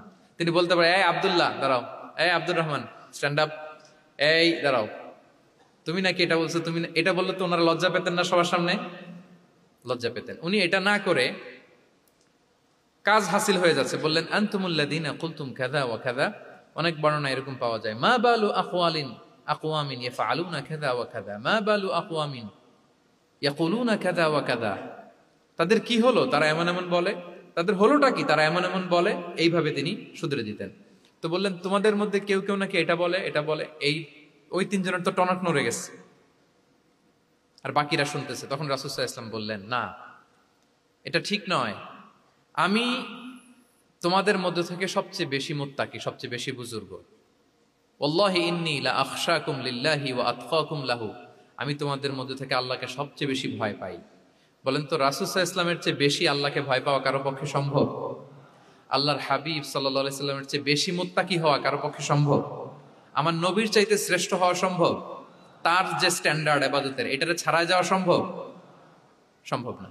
তো তিনি বললেন যে আমি রাত্রিবেলা ঘুমাই আসার পরে আবার শেষ রাতে তাহাজ্জুদও করি, ঘুমও আছে নামাজও আছে, ব্যালেন্স। আমি সোম বৃহস্পতিতে রোজা রাখি, সপ্তাহের বাকি দিনগুলোতে খাই। আবার আমার অনেক 9 জন স্ত্রী তো এট এ টাইমে ছিল, আমি স্ত্রীদের সাথে মেলামেশাও করি। তো আমি এগুলো সব ঠিক রেখে আল্লাহর সবচেয়ে প্রিয় মুত্তাকি হইতে সমস্যা হলো না। তোমাদের এত সমস্যা কোথায়? তোমাদের সমস্যা কোথায়? আমার চেয়ে শ্রেষ্ঠ যদি কেউ কিছু করতে চাও, এটা হবে না। আমি হচ্ছি স্ট্যান্ডার্ড। সুবহানাল্লাহ। দেখেন, এইভাবে যখন বললেন, ঠিক করে দিলেন যে তোমরা কে কে জানি এরকম নিয়ত করছো, এটা ভুল করেছো, বরং শুদ্ধ হবে এটা। ওই 3 জনের টনক নড়ে গেছে, তারা শুধরে নিয়েছেন, আর বাকিরা সঠিক মেসেজটা, সঠিক নির্দেশনাটা জেনে গেল। তাহলে ওনাদেরকে কারেকশন করা হয়ে গেছে না অলরেডি? বলেন তো, ওনারা যে ভুল করছে কারেকশন হয়েছে কিনা? কিন্তু তাদেরকে অপমান করা হয়েছে। এই ভুলটা আমরা অনেক সময় করি।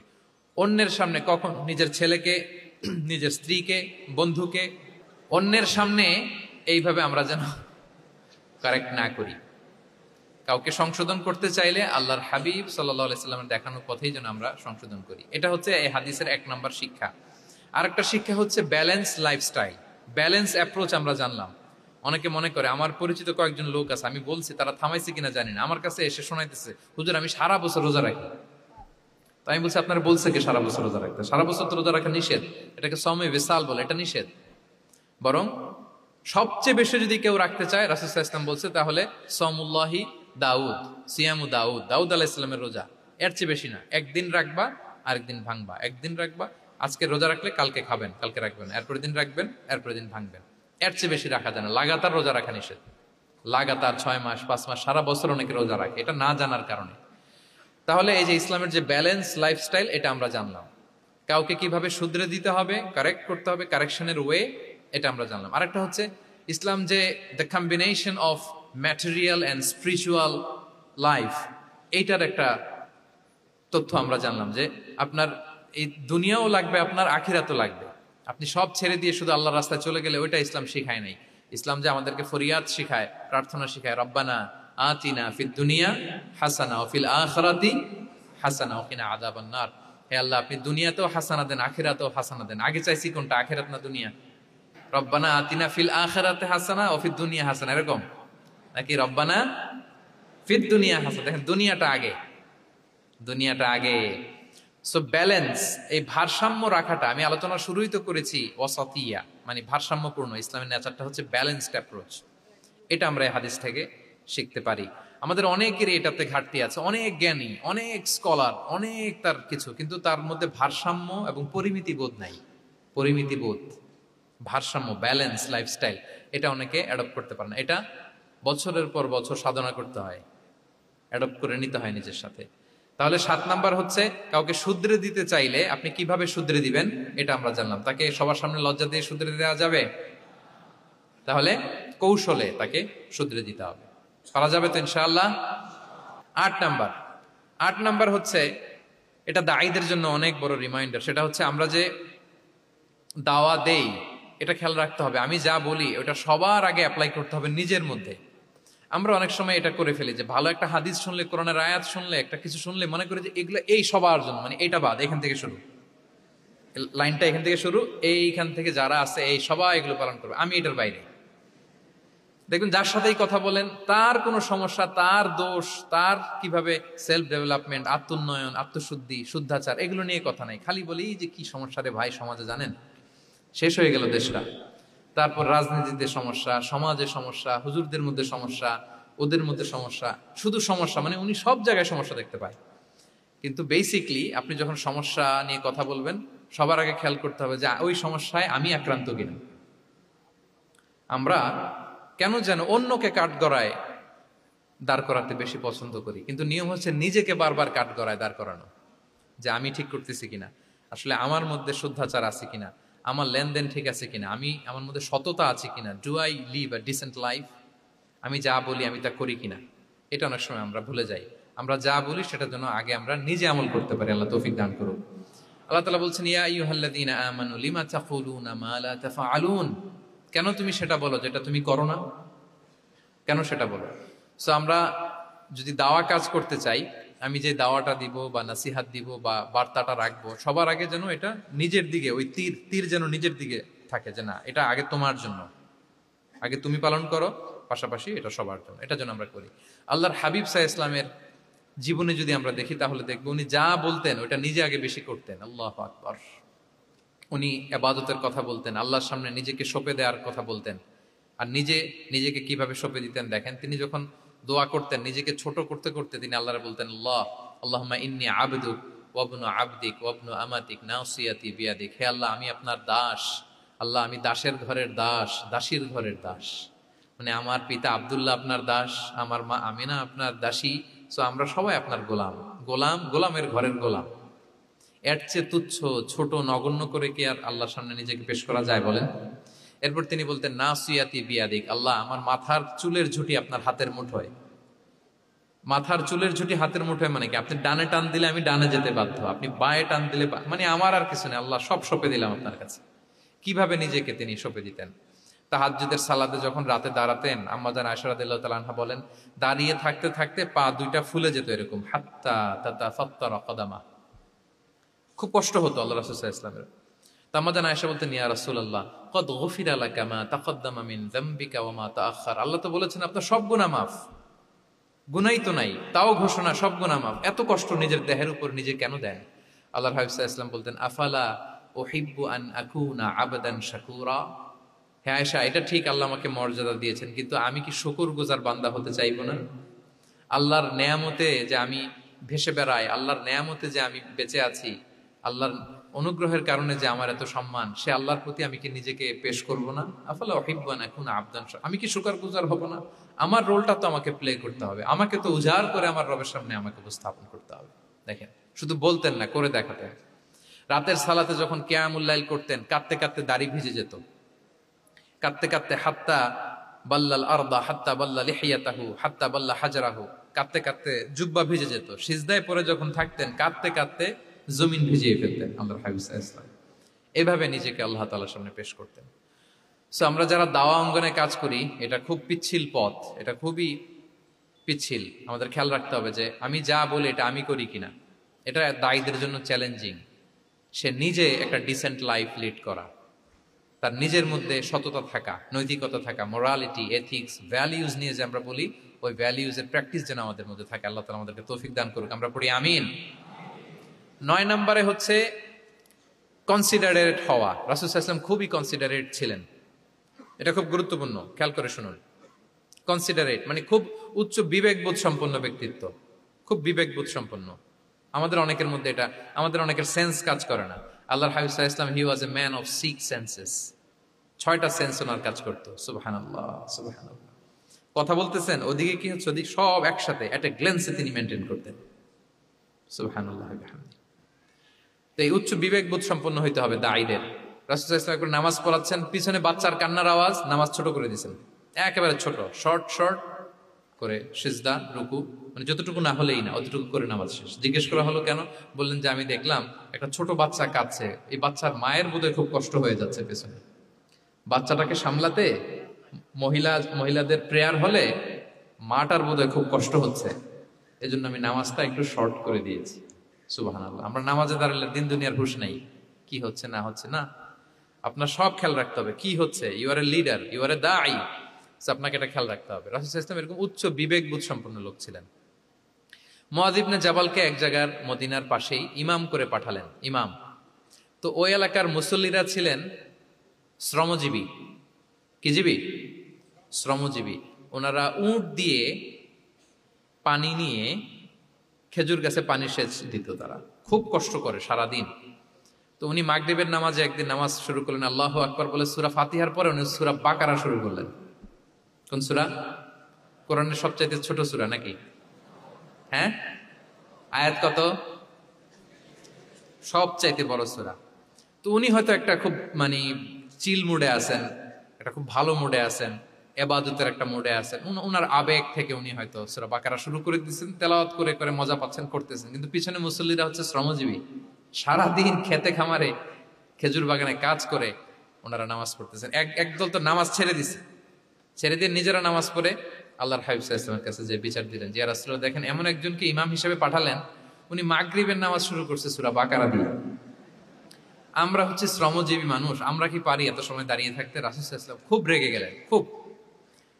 মুআয ইবনে জাবাল রাদিয়াল্লাহু তাআলা আনহুকে ডেকে পাঠালেন। ডেকে কি শব্দ ইউজ করছে জানেন? উনি বললেন, আফাত্তানুন আনতা ইয়া মুআয। ফাত্তান মানে ফিতনাবাজ। হে মুআয, তুমি কি সমাজে ফিতনা ছড়াচ্ছ? তোমাকে পাঠালাম সেখানকার ইউনিটি ধরে রাখতে, ইমাম হয়ে নামাজ পড়াবা, তালিম দিবা। আফাত্তান আনতা ইয়া মুআয, তুমি ফিতনা ছড়াচ্ছ? তুমি কেন সাব্বিহ ইসমা রাব্বিকাল আলা তোমার মুখস্থ নাই? ওয়াশ শামসি ওয়া দুহাহা মুখস্থ নাই? হাদিসে দুইটা সূরার কথা, যে এই সাইজের সূরাগুলো পারো না, তুমি এগুলো দিয়ে নামাজ পড়াবা যাতে ওদের কষ্ট না হয়। ওরা তো শ্রমজীবী সাহাবী, ওদের দিকে তো তোমার খেয়াল রাখতে হবে, কনসিডারেট হতে হবে। সুবহানাল্লাহ। দেখেন রাসূল সাল্লাল্লাহু আলাইহি ওয়াসাল্লাম ইমামকে এনে শাসন করলেন, বুঝিয়ে বললেন যে না, তোমাকে ছোট ছোট সূরায় নামাজ পড়াতে হবে যাতে করে কষ্ট না হয়। এবং রাসূল সাল্লাল্লাহু আলাইহি ওয়াসাল্লাম কাউকে কোনো দায়িত্ব দিয়ে কাজে পাঠালে ওনার বিখ্যাত একটা বাণী তিনি বলে দিতেন। আমার ভেরিফাইড যে ফেসবুক পেজের কভার ফটোতে দেখবেন এই হাদিসটা দেয়া। সেটা হচ্ছে তিনি কাউকে কোনো দায়িত্ব দিয়ে পাঠালে তিনি বলতেন, বাশশিরু ওয়ালা তুনাফফিরু, ইয়াসসিরু ওয়ালা তুআসসিরু। মানে তোমরা মানুষকে সুসংবাদ দিও, মানুষকে দিন থেকে ভাগিও না, দিনকে সহজ করে উপস্থাপন করো, দিনকে জটিল করে মানুষের সামনে উপস্থাপন করুন। আমরা এটা ভুল করি, এত কঠিন ভাবে উপস্থাপন করি, ভাবে যে কঠিন করে উপস্থাপন করতে পারলেই বোধহয় ওনার ক্রেডিট। এরকম একটা মানসিকতা অনেকের আছে। কোন মুফতি যদি এমন কোন ফতুয়া দেয় যেটা সমাজের অধিকাংশ মুসলিম চেষ্টা করেও মানতে পারতেছে না, কঠিন হয়ে যাচ্ছে, তার মানে something is missing in the ফতোয়া, something is missing in the legal opinion, and the মুফতি should revise the issue again and again. তাকে আরো মুফতিদের সাথে রিভাইজ করতে হবে, আরো কিভাবে জীবন ঘনিষ্ঠ করে মাসালাটা দেয়া যায়, তাকে এটা ভাবতে হবে। কারণ আল্লাহ দিনের মধ্যে জটিলতা রাখেননি, কাঠিন্যতা রাখেননি। আমরা দিনকে কঠিনভাবে মানুষের কাছে উপস্থাপন করি, মানুষকে ভয় দেখাই, আমরা হতাশ করি, দিন থেকে ভাগাই। রাসূল সাল্লাল্লাহু আলাইহি ওয়াসাল্লাম বলেছেন, খবরদার দিন থেকে ভাগিও না, সহজ করে মানুষের কাছে উপস্থাপন করো, দিনকে জটিল করে মানুষের কাছে উপস্থাপন করবে না। তো তাহলে কনসিডারেট ছিলেন রাসূল সাল্লাল্লাহু আলাইহি ওয়াসাল্লাম, খুব উচ্চ বিবেক বোধ সম্পন্ন ব্যক্তি ছিলেন।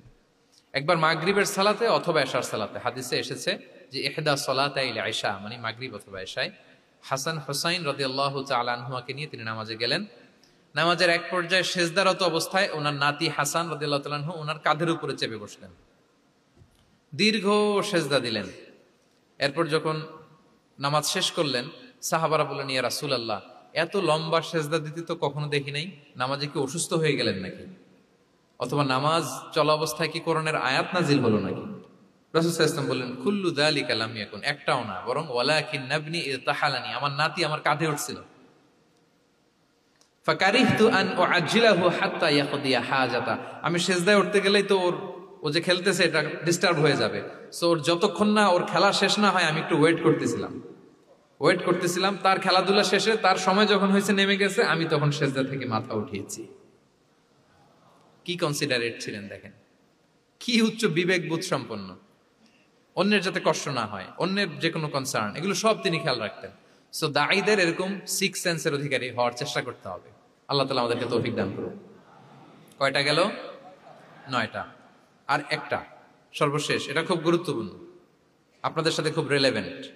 সেটা হচ্ছে প্রপার টাইমিং ফর দাওয়ার জন্য টাইমিংটা খুব গুরুত্বপূর্ণ। প্রপার টাইমে যদি দেন ওটা ক্লিক করবে, ওটা স্পার্ক করবে। আর যদি সময় মতো না হয় ওটা কাজ করবে না। প্রপার টাইমে প্রপার দাওয়াটা দিতে হয়, সঠিক সময়ের অপেক্ষা করা, যখন সেই সময়টা আসছে তখন দাওয়া দেওয়া। বুঝতে পেরেছেন না ব্যাপারটা? একটা ছোট্ট উদাহরণ দেই। এক ইহুদি কিশোর রাসূল সাল্লাল্লাহু আলাইহি ওয়াসাল্লামের খেদমত করতো। ইহুদি কিশোর, কোন ধর্মের কিশোর বলেন তো? ইহুদি কিশোর প্রায় আসতো রাসূল সাল্লাল্লাহু আলাইহি ওয়াসাল্লামের কাছে, আসতো রাসূল সাল্লাল্লাহু আলাইহি ওয়াসাল্লামের সেবা করতো, কিন্তু তাকে কখনো রাসূল সাল্লাল্লাহু আলাইহি ওয়াসাল্লাম দিনের দাওয়াত দেন নাই। ছেলেটা ইহুদি, কিন্তু তার সামনে কখনো দিনের দাওয়াত তিনি দেন নাই। তো একদিন দেখে যে ওই ছেলে আসে না, লাগাতার এরকম কয়েকদিন যাবত ওই ছেলে আর আসে না। তখন রাসূল সাল্লাল্লাহু আলাইহি ওয়াসাল্লাম খোঁজ নিলেন যে কি হয়েছে। তখন রাসূল সাল্লাল্লাহু আলাইহি ওয়াসাল্লাম শুনতে পেলেন যে ছেলেটা অসুস্থ। ছেলেটা কি অসুস্থ? আল্লাহর হাবিব সাল্লাল্লাহু আলাইহি ওয়াসাল্লাম তার বাসায় গেলেন, যে দেখলেন যে ইহুদি ছেলেটা বিছানায় পড়ে কাতরাচ্ছে, পাশে ছেলেটার বাবা। রাসূল সাল্লাল্লাহু আলাইহি ওয়াসাল্লাম তার মাথায় হাত বুলিয়ে দিলেন, তার খোঁজ খবর নিলেন। এবার রাসূল সাল্লাল্লাহু আলাইহি ওয়াসাল্লাম বললেন, আসলিম, মানে ইসলাম ধর্ম গ্রহণ করো। ফানাযারা ইলা ওয়াজহি আবি, ইহুদি ছেলেটা তার বাবার চেহারার দিকে তাকালো যে দেখি আব্বা কি বলে। বাবা যেহেতু দাঁড়ায় আছে, ফানাযারা ইলা ওয়াজহি আবি, বাবার চেহারার দিকে মুমূর্ষু ছেলেটা বাবার চেহারার দিকে তাকালো। তো বাবা বলল আতি আবুল কাসিম, মানে আবুল কাসিম যা বলে তাই শোনো। রাসূল সাল্লাল্লাহু আলাইহি ওয়াসাল্লামের বড় ছেলের নাম ছিল কাসিম, ফলে ওনাকে আবুল কাসিম বলে মদিনাতে ডাকা হতো। আমাদেরও তো বড় ছেলে বা বড় মেয়ের নাম ধরে ডাকে না? ধরেন যে আপনার বড় ছেলের নাম আব্দুল্লাহ, তো আপনারা বলে আব্দুল্লাহর বাবা। রাসূল সাল্লাল্লাহু আলাইহি ওয়াসাল্লামকে মদিনায় বলা হতো কাসিমের বাবা। তো ছেলেটা যখন বাবার চেহারার দিকে তাকালো, বাবা বলল আতি আবুল কাসিম, তুমি আবুল কাসিমের অনুসরণ করো, যা বলে তাই শোনো। ছেলেটা তখন পড়তে আরম্ভ করলো আশহাদু আল্লা ইলাহা ইল্লাল্লাহ ওয়া আশহাদু আন্না মুহাম্মাদুর রাসূলুল্লাহ, মানে মুসলিম হয়ে গেল। রাসূল সাল্লাল্লাহু আলাইহি ওয়াসাল্লাম ইহুদিদের ঘর থেকে বের হয়ে আসলেন আর বললেন আলহামদুলিল্লাহিল্লাযী আনকাযাহু মিনান নার, বুখারীর বর্ণনা। প্রশংসা সে আল্লাহর, যে আল্লাহ এই ছেলেটিকে জাহান্নাম থেকে মুক্তি দিয়ে জান্নাতি বানিয়ে নিল। দেখেন রাসূল সাল্লাল্লাহু আলাইহি ওয়াসাল্লাম একটা প্রপার টাইমিং এর অপেক্ষা করতেছিলেন। এতদিন রাসূল সাল্লাল্লাহু আলাইহি ওয়াসাল্লামের ঘরে যে ইহুদি কিশোর খেদমত করে, কাজ করে দিয়ে আসে, একদিনও দাওয়াত দেয় না। রাসূল সাল্লাল্লাহু আলাইহি ওয়াসাল্লাম একটা ভালো সময় খুঁজতেছিলেন। শুরুতেই যদি দাওয়াত দেয়, ওই ছেলে আশাই বন্ধ করবে, ভাববে খাইছে, আমার তো ধর্মান্তরিত করতে চায়। ঠিক কিনা বলেন? যে আমার একটা ফেইথ আছে, সে তো আমার ফেইথ কেড়ে নিতে চায়, বা তার বাবাও ভয় পাবে। রাসূল সাল্লাল্লাহু আলাইহি ওয়াসাল্লাম যখন অনেকদিন তার সাথে মিশলেন, রাসূল সাল্লাল্লাহু আলাইহি ওয়াসাল্লামের ব্যক্তিত্ব, রাসূল সাল্লাল্লাহু আলাইহি ওয়াসাল্লামের কথা বার্তা, আচরণ, মানসিকতা সব দেখে যখন এই ইহুদি ছেলে, তার বাবা ইমপ্রেসড, এবং ছেলেটা শুয়ে আছে বিছানায় মুমূর্ষ, এই প্রপার একটা টাইমিং এর অপেক্ষায় রাসূল সাল্লাল্লাহু আলাইহি ওয়াসাল্লাম ছিলেন। যখনই সেই সময়টা এসেছে, রাসূল সাল্লাল্লাহু আলাইহি ওয়াসাল্লাম দাওয়াত দিলেন, মুহূর্তের মধ্যে ক্লিক। আল্লাহু আকবার। এই প্রপার টাইমিং এর অপেক্ষা আমাদেরকে করতে হবে। এই সুযোগটা কিন্তু আপনাদের আছে। আমি শুরুতেই বলেছি যে ডক্টর যারা, তাদের কাছে মানুষ কখন আসে? সুদিনকালে না দুর্দিনকালে? বলেন, তার বিপদ এর চেয়ে বড় বিপদ নাই। ক্যান্সার নিয়ে আসছে, ডায়াবেটিক্স নিয়ে আসছে, অসুস্থ, অসহায়, মানে ভাবখানা এমন, আপনি ছাড়া তার আর কোনো গতি নেই। ঠিক কিনা বলেন? এই প্রপার টাইমে যখন আপনি মনে করবেন যে now it's high time to give দাওয়া, জাস্ট ডু ইট। যখন মনে করবেন যে না এখন একটা সুন্দর সময়, এখন বললে এটা কাজে দিবে, ওই সময়টাকে আপনি কাজে লাগান। তাহলে দাওয়া মেথোডোলজি সর্বশেষ পয়েন্ট হচ্ছে প্রপার টাইমিং ফর দাওয়া। যখন দাওয়া দিলে কাজে লাগবে, ঠিক তখন দিতে হবে। কি পারা যাবে তো ইনশাআল্লাহ? আল্লাহ তাআলা আমাদের সবাইকে তৌফিক দান করুন। তাহলে প্রিয় ভাইয়েরা, আমি একটু রিভাইজ করি আপনাদের সাথে কি কি নিয়ে কথা বললাম। প্রথমে আমরা বলেছি যে আমাদের মধ্যমপন্থী হইতে হবে, বাড়াবাড়িও করা যাবে না, ছাড়াছাড়িও করা যাবে না, আমরা কোথায় থাকবো? মাঝামাঝি। এরপরে আমরা বললাম ওরাল দাওয়ার চেয়ে প্র্যাকটিক্যাল দাওয়া, লিভিং দায়ী হইতে পারলে ওইটার ইফেক্ট অনেক বেশি। এরপর আমরা আল্লাহর হাবিব সাল্লাল্লাহু আলাইহি ওয়াসাল্লামের সিরা এবং সুন্নাহ থেকে 10টা মেথোডোলজি, দাওয়া মেথোডোলজি আলোচনা করেছি। তার প্রথমটা ছিল ভেরি সফট এন্ড মাইল্ড, দাওয়া ল্যাঙ্গুয়েজটা সফট এন্ড মাইল্ড হতে হবে। 2 নাম্বার, কোশ্চেন থ্রো করতে হবে অ্যাটেনশন ড্র করার জন্য। 3 নম্বরে, visual explanation to make the দাওয়া মোর ইফেক্টিভ এন্ড প্রোডাক্টিভ। তারপরে 4 নাম্বার, গ্রাজুয়ালিটি, ধীরে ধীরে, ধাপে ধাপে, একবারে সব চাপিয়ে দেওয়া যাবে না। 5 নম্বরে, ইমোশনাল ইন্টেলিজেন্স ইউজ করতে হবে। 6 নম্বরে, ফুল অফ লাভ, দাওয়া should be full of love. 7 নম্বরে, কাউকে শুধরে দিতে চাইলে লজ্জা দিয়ে অন্যের সামনে শুধরে দেওয়া যাবে না, রাসূল সাল্লাল্লাহু আলাইহি ওয়াসাল্লাম যেভাবে শিখিয়েছেন ওইভাবে কারেক্ট করতে হবে। 8 নম্বরে, দাওয়া should be applied in yourself, আগে নিজের মধ্যে। 9 নম্বরে, কনসিডারেট হইতে হবে, উচ্চ বিবেক বোধ সম্পন্ন। 10 নম্বরে, প্রপার টাইমিং, ঝোপ্য যে কোপ, বাংলা একটা কথা বলে না, কি বলে? ঝোপ্য যে, তার মানে সময় মতো, সময়ের 1/4, অসময়ের সময় মতো। যখন আপনি মনে করবেন it's high time to give দাওয়া, ডু ইট, এটা করেন। এইভাবে আল্লাহ রাসূল সাল্লাল্লাহু আলাইহি সাল্লামের দাওয়া মেথোডোলজি ফলো করে যদি আমরা দাওয়া কাজ করি, দাওয়াটা প্রোডাক্টিভ হবে এবং খুব ইফেক্টিভ হবে। আশা করি আল্লাহর হাবিব সাল্লাল্লাহু আলাইহি ওয়াসাল্লামের এই যে দাওয়া মেথোডোলজি, এবং এটা কিভাবে আমাদের সাথে রেলেভেন্ট হতে পারে, কিভাবে এটাকে আমরা ইফেক্টিভ করতে পারি আর প্রোডাক্টিভ করতে পারি, এই ব্যাপারে আপনারা একটা মোটামুটি ধারণা পেয়েছেন। আল্লাহ তাআলা আমাদের সবাইকে কথাগুলো বুঝার ও আমল করার তৌফিক দান করুক। হাযা মা ইনদি ওয়াল ইলমু ইনদাল্লাহি আলাইহি তাওয়াক্কালতু ওয়া ইলাইহি উনীব।